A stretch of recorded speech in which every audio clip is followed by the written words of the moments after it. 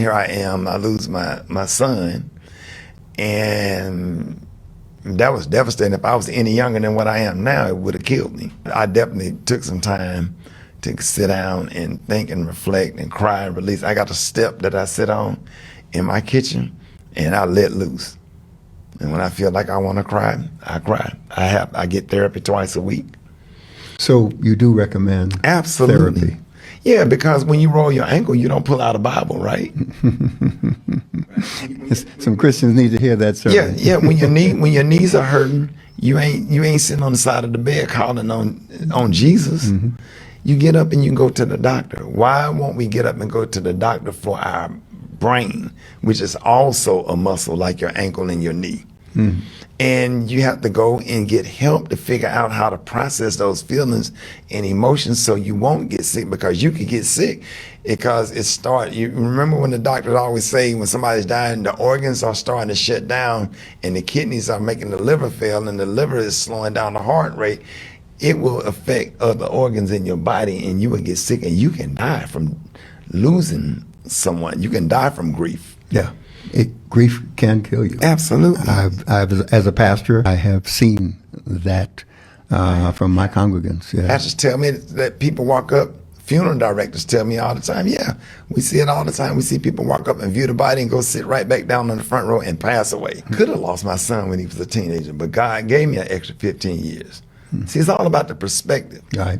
That's right. That's right. Your son was how old? 39. Was 39. Mm-hmm. See, he could have died at 16. Yeah. What about all the women out here that lost their 16-year-olds, 15, 17, 18, 19, 20?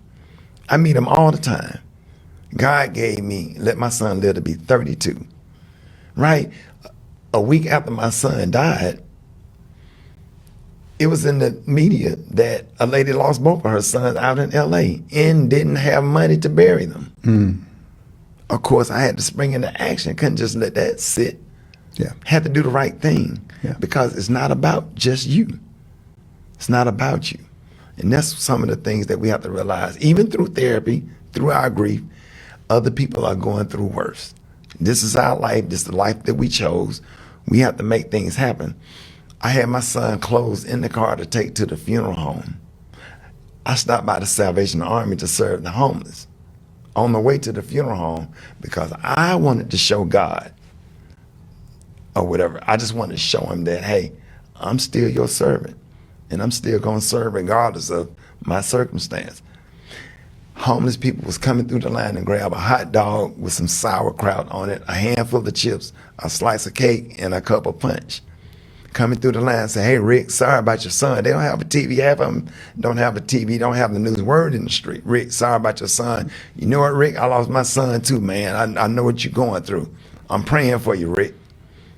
That's how they talk to me in Birmingham. I'm Rick. Mm-hmm. Everywhere else, I'm Rickey Smiley. Sure. In Birmingham, Rick, sorry about your son, man. And that was touching. I'm glad I did that.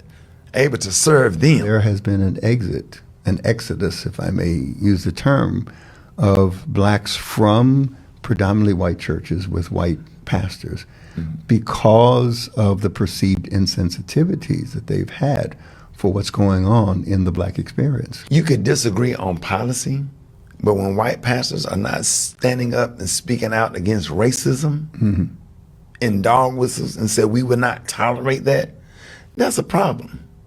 That's a problem. Your silence and not saying anything and preaching against, racism and police brutality. I haven't seen a lot of those pastors speak up when George Floyd was brutally murdered by a police officer, and all the cars out there in the parking lot got support the blue. With the black flag with the blue stripe running across or whatever. Nobody got up there and preached any sermons about police brutality or the Trayvon Martin or Sandra Bland.